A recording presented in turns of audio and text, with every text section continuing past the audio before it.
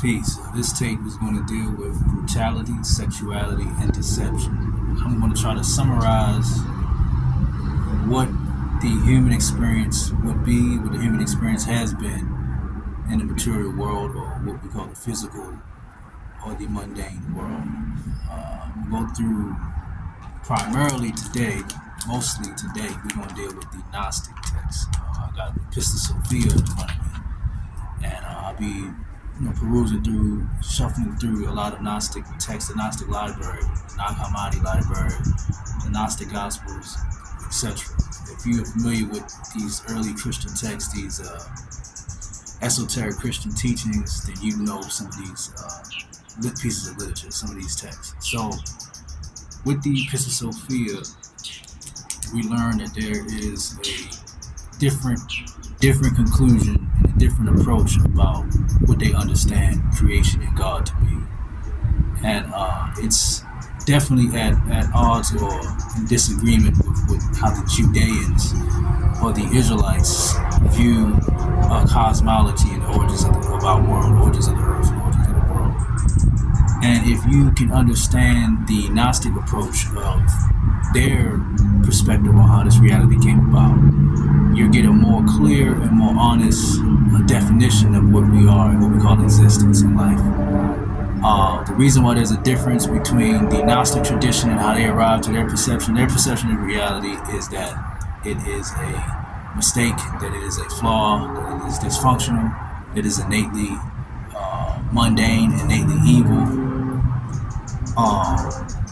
that it has caused illusion and delusion to sentient beings, meaning animals, insects, and human beings. It's caused us to be trapped in the delusions of our awareness, our consciousness. So that approach or that view of existence is the Gnostic idea. Then what you have with the Judean, the Christian will deal with that in a minute, but the Judean, which is the Old Testament, and its Tanakh and Torah, is that reality is made intentionally. It's not a mistake, it's not an error, it's not a flaw, that it was good. Remember, it says every 7th day that we have this particular Old Testament deity, a creator deity, the deity gives these exclamations, gives these outspoken proclamations that it was good, it was good, it was good. Each 7 levels of creation in the book of Genesis. So we have 2 different opposing views. One is that it was good, and then on the right hand, we have that it was bad, that it was evil, that creation was evil, you see. So those conflicts in philosophy, in the traditional philosophy, you have one view which would be optimistic and what will be considered hedonistic, and then you have on the right which would be ascetic and pessimistic, basically. And depending on your approach to those 2 different sides of philosophy or the perceptions of reality is how you approach your lifestyle and how you approach your theology. Okay, so one would be to embrace the world and to love the world, and the other on the right hand side would be to reject the world and to renounce the world. See, so how those are 2 different distinct paths. So I'll be able to reconcile universally what both of those 2 paths are in the bigger scope of our existence as humans, because some humans are not going to be able to renounce the world and reject the world, practically or logically.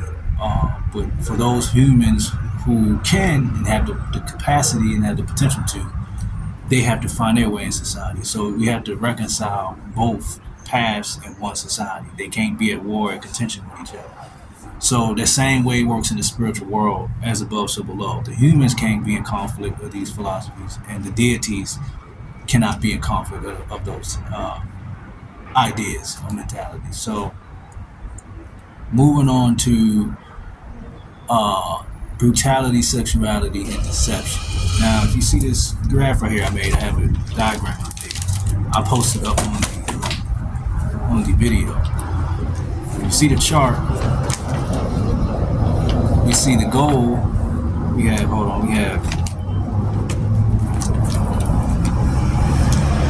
sexuality, brutality, and deception. Okay? sexuality, brutality, and deception. Now, those three are what the fundamental basis of DNA and life use to survive in this gladiator world, or this nightmarish, dark pit of a world that we call our existence. These three different methods is how animals find success. Animals evolve, and then we get even more sophisticated ways of surviving, which is the human being. Okay? But the basic fundamentals is sexuality, brutality, and deception. Those three I'm going to use as within the embodiment of the serpent and the nagas, the dragons. And we're going to be able to see how the serpentine consciousness and dragon type-like consciousness is still preserved within human beings. Now, the reptiles, or reptilian survival methods, we find them early in the periods of the earth. We call them the Jurassic periods, the dinosaur periods, prehistoric periods, before history was really noted. And in science, we know dinosaurs and the reptiles and diversity of their different shapes and forms had their methods of survival. And we're going to put nature and science and hold it into account, into our reality, to be able to compare what we can observe right now, today, and observe what we can observe in history of the planet, and compare that to the concept, like we said on the left-hand side, of the hedonistic philosophy, or positive, optimistic philosophy of the Judeans, where they say that it was good. And we're going to take reptiles as our example to analyze this, if it's true or not that it was good. So we see that the serpent uses brutality. Okay, brutality is its whole body. Its whole body is used to constrict and choke out anything that it sees as food to eat. So we have, with brutality, we have the necessity of hunger. Hunger is the first burden and mistake in the era, and saying this not necessarily literally, because there is no intention of hunger or not hunger. Really what hunger will be is a void, and trying to fill that void with nutrients and fire and with energy. It's trying to feed like a car fuel. So we're not being literal when we say mistake or purpose or non-purpose, mistake or intentional, because there is no body who spilled the milk. There's no one who spilled the milk. The milk, for instance, like the Tao teaches and many different Hindu and Eastern teachers, it just happened. You see, it's just hot sat. It's not nobody making decisions here. So there was no decision to be a mistake. But since we have the Judean view of their particular deity, it's like, oh, okay, he decided, and that decision was a mistake. No, there's no deciding. It just is. It's just circumstance. It's the difference between decision and circumstance. Reality, to the greatest philosophers, is just circumstantial, whether you look at it as fortunate or misfortunate. But we're trying to define it as what is the reality of our existence. And you'll be able to come to a conclusion of what the greatest philosophers did, greatest sages and spiritual practitioners, that it is misfortune. So, back to brutality. Brutality is for hunger. Sexuality is just to multiply the genes and make more sophisticated chromosomes and DNA to acquire more food. That's it. It's just the splicing and the re-juggling of genes. That's all sexuality would be. Okay, so deception is the method to survive. So serpents use camouflage. We know that. So brutality would be its ability to bite and to put venom in you, and that defeats you. Next, after the venom, we have it being able to wrap itself around you and choke you out, to smother you, to choke you out. That's his next tool of brutality. Its third is it will swallow you whole. It will bite you, and it has the ability to open its body and to constrict and to wrap you within inside of its own physical body, like a vessel. And it will swallow you and digest you and carry you around for periods of time to digest you and break it down. You see, but it will constrict and smash you and crush you. You see, so this is just a simple question to maybe anybody that's curious, anybody that's watching this, because I do have these questions.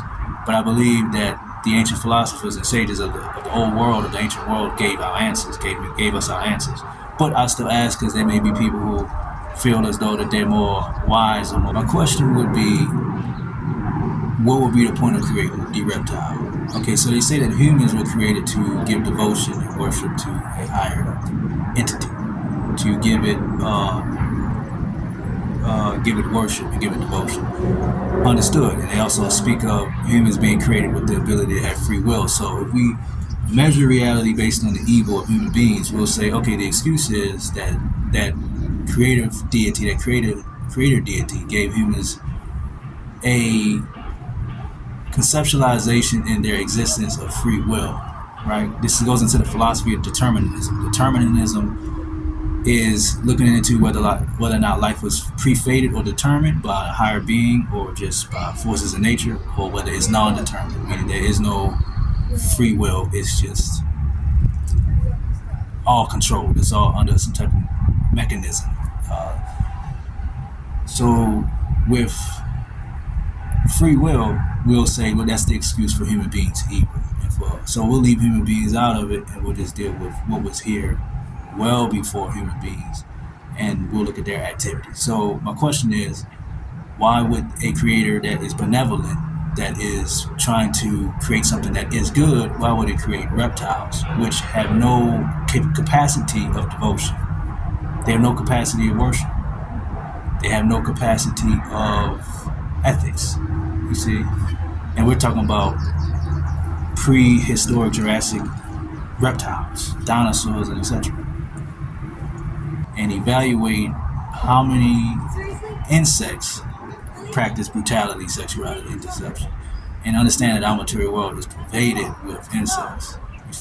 Move to the next level, marine-like animals. Look at, in the marine world, how many use brutality, sexuality, and deception.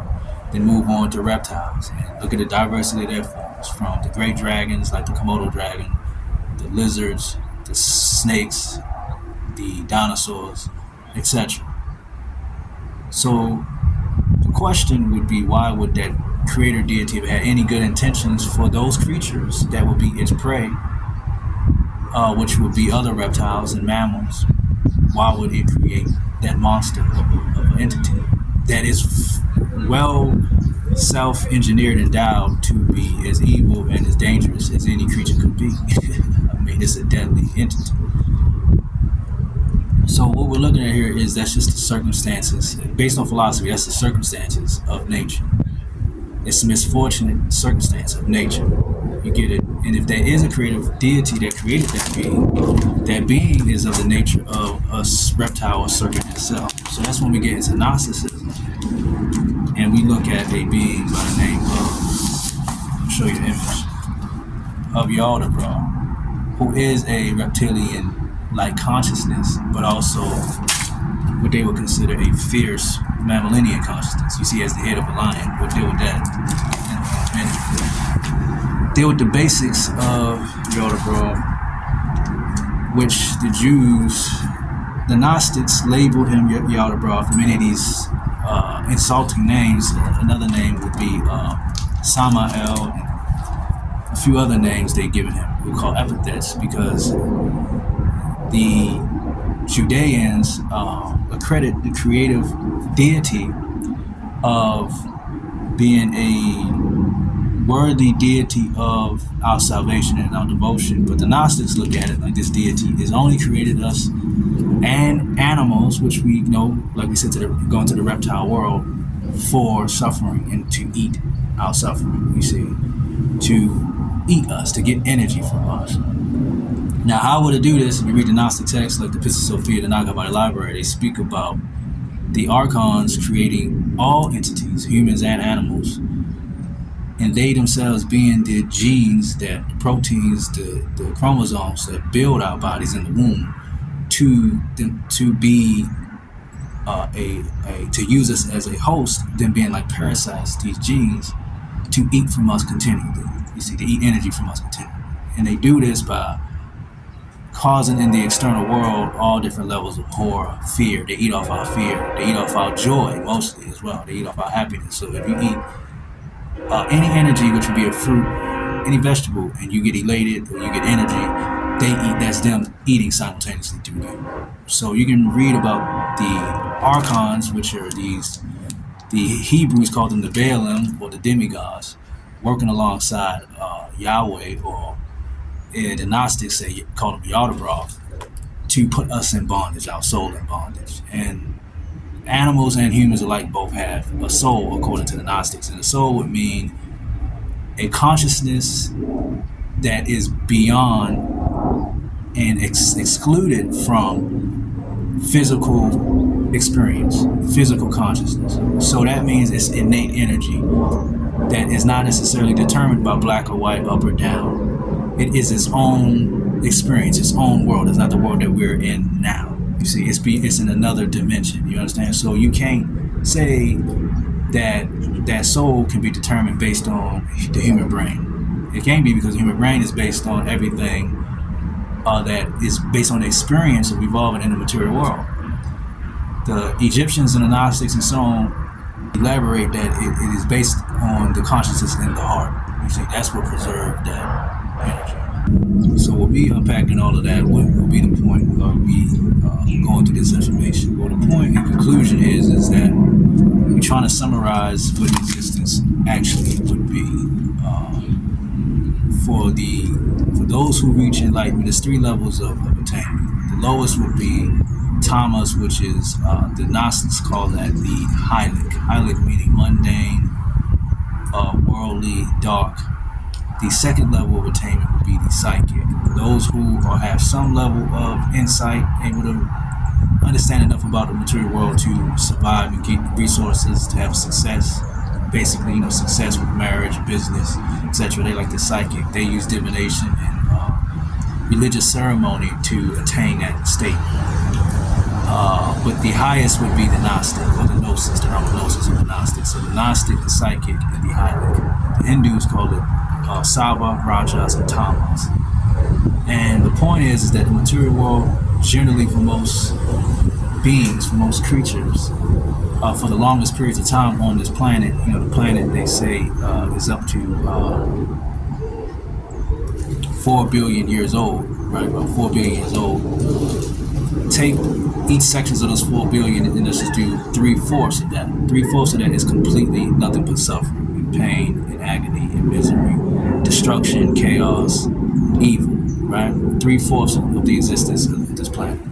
Then you go to about the last fourth, the last period of those 4, and you have us being 1/4 of that 1/4. You see, so you had to deduce it down even smaller, and in that 4th period of the planet, that would be the 4th billion year age of the planet, is when we humans come about, and reptiles and etc. And for that last 4th period of that 4th billionth year, our whole existence has been nothing but complete suffering and what you would call devastation and spiritual bondage. So the point is, what would be the summary of this material world then, if we're going to deal with it based on percentages and based on the bigger reality? And that would be that it is, for the most part, brutality, sexuality, and deception. And we use the